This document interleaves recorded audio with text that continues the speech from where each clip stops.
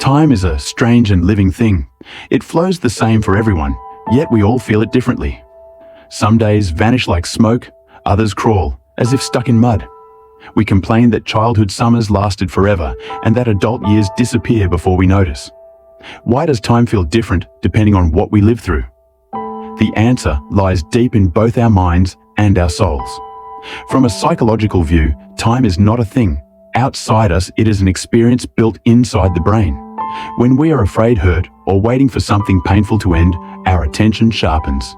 We record every heartbeat, every sound, every thought. The brain takes in more information, and the more data we absorb, the longer the moment seems. That is why a single minute in fear can feel eternal. But when we are happy, relaxed, or doing something we love, our attention narrows. We stop noticing the clock. Our mind stores fewer frames, so hours slip by almost unnoticed. Children live in slow time because everything is new.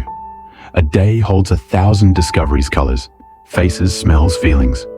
Each one stretches the day longer. Adults live surrounded by routine. The brain stops saving what it already knows. Days blend together and memory compresses them into nothing. This is why time feels faster the older we get. Not because it truly moves faster, but because our minds record less of it. Psychologists call the slice of awareness we experience as now the specious present. It is like a short film clip we constantly watch and update. When we are stressed or focused, that clip becomes longer. We feel every moment. When calm or joyful, the clip shortens. We sense time rushing by. Time itself does not change, the lens through which we see it does. But time is not only a psychological trick.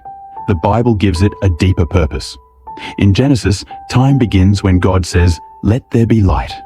From that first sunrise, time becomes the heartbeat of creation. The scriptures use two words for time: chronos, which means the ordinary flow of seconds and seasons, and kairos, which means the sacred, meaningful moment when heaven touches earth.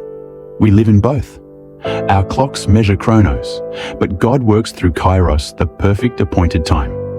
Ecclesiastes says, "To everything there is a season and a time for every purpose under heaven."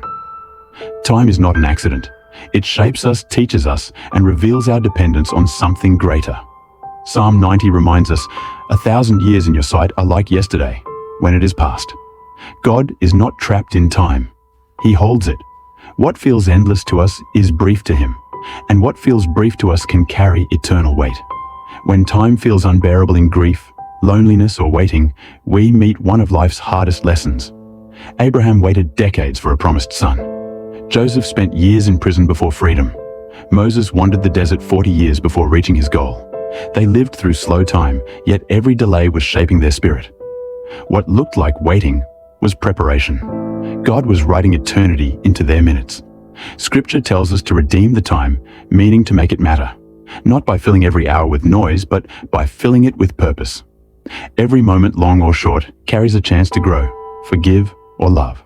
Time slows when we suffer because pain demands attention. It flies when we rejoice because joy frees us from watching the clock. Either way, both experiences remind us that life is fragile and sacred. In prayer, time changes again. A few quiet minutes with God can feel outside of time altogether. We stop counting seconds and begin to sense eternity pressing close. When Jesus came, it was said to be in the fullness of time. That phrase means the exact right moment when heaven and history aligned. His life, death, and resurrection gave time a new direction. It was no longer a circle of days repeating endlessly, but a story moving toward redemption. We feel time differently because we live between two realities, the temporary and the eternal. Our bodies move through hours, but our souls were made for something timeless. That tension is why we ache when years vanish too quickly and why we groan when minutes seem endless. Deep down, we long for a rhythm that never changes. When we start seeing time as a gift instead of an enemy, everything shifts. Waiting becomes a lesson in patience. Fast seasons remind us of joy. The ticking of the clock becomes not a threat, but a heartbeat of grace. Time is not stealing life from us. It is shaping us for eternity. The river that carries us forward also reflects the light of God on its surface.